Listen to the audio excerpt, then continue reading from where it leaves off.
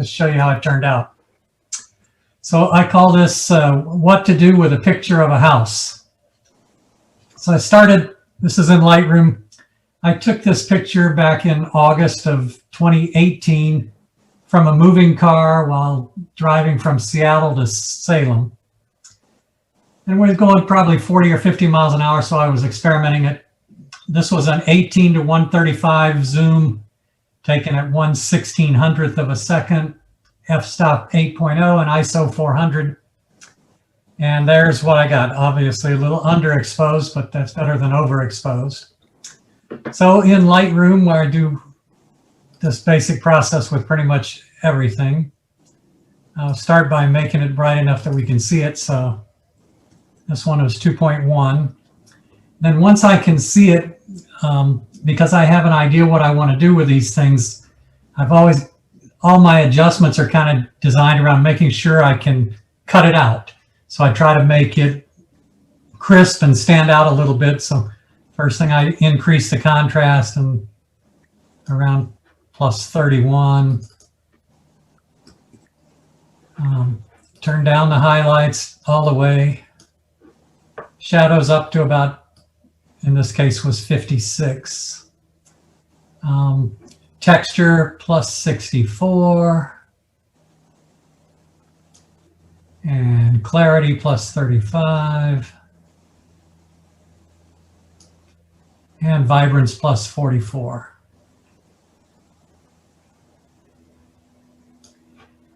And then once I looked at those basic adjustments, I thought, okay, I love the picture of the house, but it doesn't look like very much. So I thought it maybe would make an interesting night scene. So that's kind of the basic approach I was taking. Then it evolved from there, and you'll see kind of the evolution. But I took 30 or 40 pictures from the car that day. I have to have something to take my mind off my wife's driving. And so this one was the sharpest and most in focus, and I always liked Victorian style houses, so that was the most interesting. So I made two different versions of this using Photoshop, Lightroom, Topaz, and Luminar in my workflow. And I'll walk through the steps on the first version, and then afterwards I'll show you what I did with the second one just as the final image. So then first thing I did those steps, then took it into Photoshop. And let's see. Photoshop down here. And there it is with those steps. And I took it into Topaz Sharpen AI and used the stabilize setting. Then I took it into Photoshop, and this is after the Topaz. And using the clone stamp tool, I took out that ladder that you see there and some of the bushes. You see before and after. So I took those out. And then I extracted the house to a new layer mask, and I'll show you basically how I do it, but I'm not going to actually do it because it takes a while. So what I do is I go up and select this quick selection tool. Either I'll choose select subject, or I'll actually just drag it along the object just to get a rough selection. I spend a lot of time with my extractions, so you get a rough selection like that, and then do select and mask. You can see how well you did, like the windows need to be included in the selection. I can do that, and down here I can kind of select that, but I don't have to be too fine with the quick selection, because I always do output, see here to the right, output to new layer with layer mask, so that when I get it, let's turn that off. It's a little rough, but I can zoom in and clean up the areas with a black brush. If I switch to a brush, like my brush here, so I can come in like that and start cleaning up areas. And it'll take me an hour or so to do something like this, but especially on something like this that has all these sharp lines on it, I like the polyagonal or polygonal lasso tool, and I just come and select along the lines like this.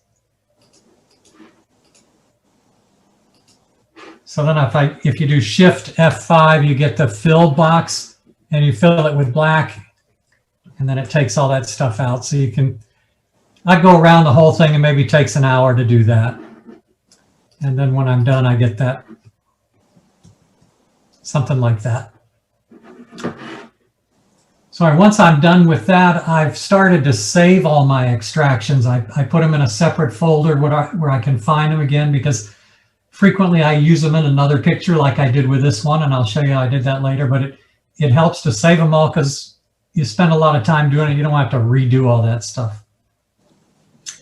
Okay, so at this point, I thought I needed a better background for the house, for where I was going. So I looked through all those pictures I took from the car, and I selected this one, which is sort of okay. Then I ran this one through Luminar, replaced the sky with one of their dark cloudy skies, and used some of their adjustments like enhanced foliage and turned it to that. Then I went back to Lightroom to do to begin what skip there, my day to night conversion process. So Lightroom, here's that picture. And to do that, I use a gradient filter. So that's that little square brush up here. And so I click on it, make my settings back here. And then I adjust all the settings. So this one, I set the temperature down to 37 and the exposure to minus 0.92. All right, just type it in, it's easier. And the highlights to minus 28. And shadows minus 32. And the blacks to minus 26. So you don't see any difference now, but when I select up here, I drag that gradient down. You can see the mask. And now those settings that I just set up here are applied to the picture. Did it apply them? Let's see. Your exposure needs to be negative. You have it as positive. Which one? Exposure. Exposure. Oh, thank you. I knew it looked a little different. Thank you, Jeff. Okay, that should do it. There we go. So I did that. And then the next thing I did was reduce the overall exposure to minus 0.5, make it even darker, and the highlights to minus 61.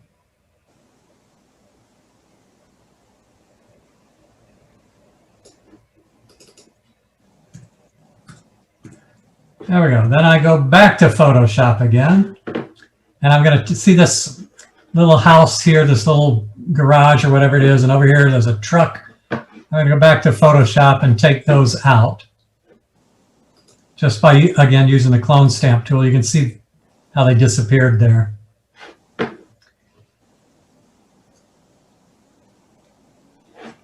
And then I'm going to bring in my extracted house on top of that. Then I use the transform tool, that's Command T. Select it, Command T. And I make it bigger and put it where I want it. In this case, I made it 145% of what it currently is. There. And then I moved it around. And I don't know where exactly I put it, but it ended up sort of around there. Let's see here. Nope, not that one, this one. So there's what it looked like when I finished moving it around.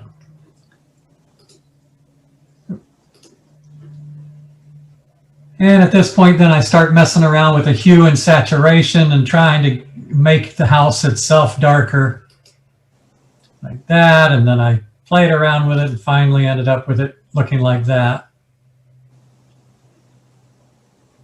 And so now I want to add, I'm still messing around with the color, and I'll show you how I do these layers.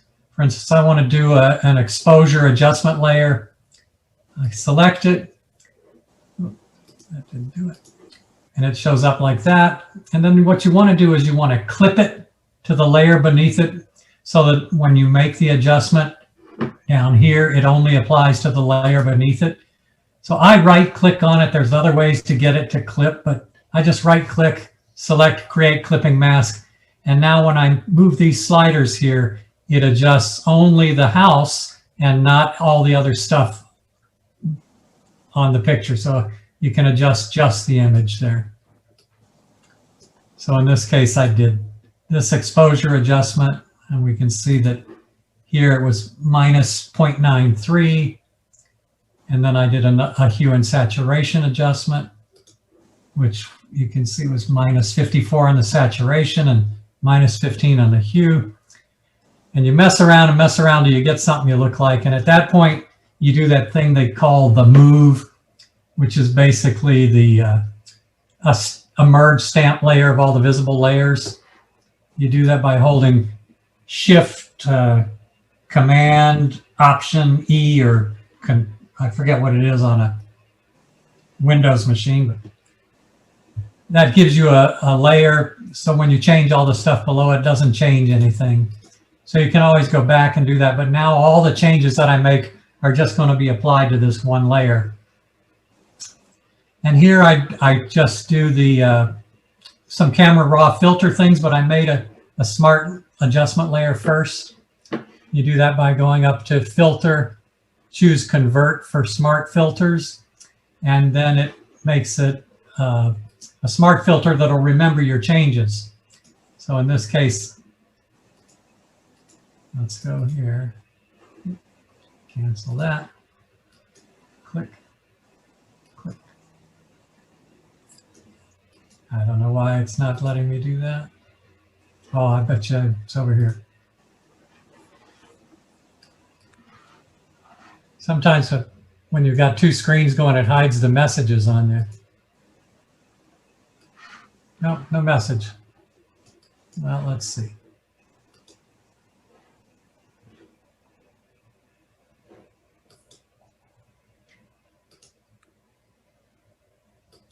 Why am I not able to turn on my smart filters?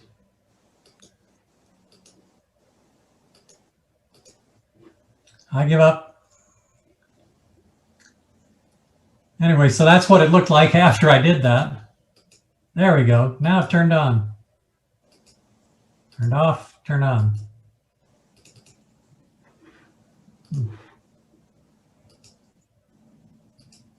There we go.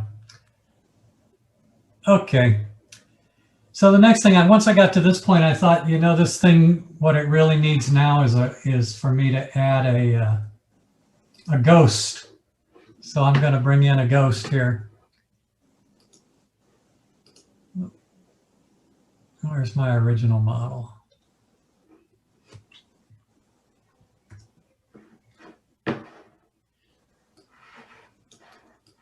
So you can see it.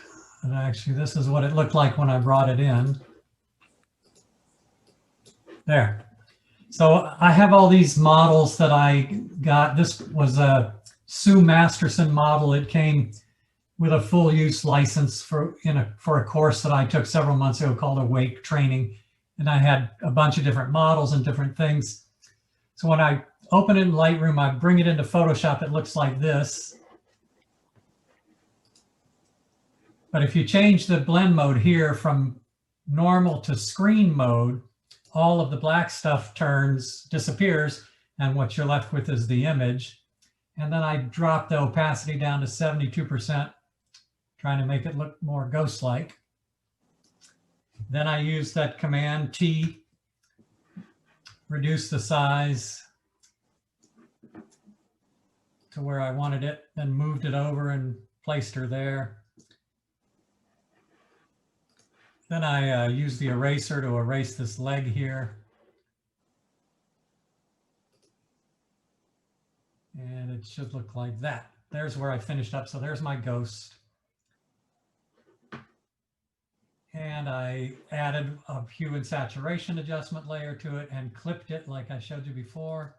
So I made it a little less bright there. Then I added a brightness contrast layer, made it a little brighter there. Now, all of this is sort of trial and error. I adjust the color, adjust these various brightness levels until I get something that looks like what I want it to look like. And there was my basic picture.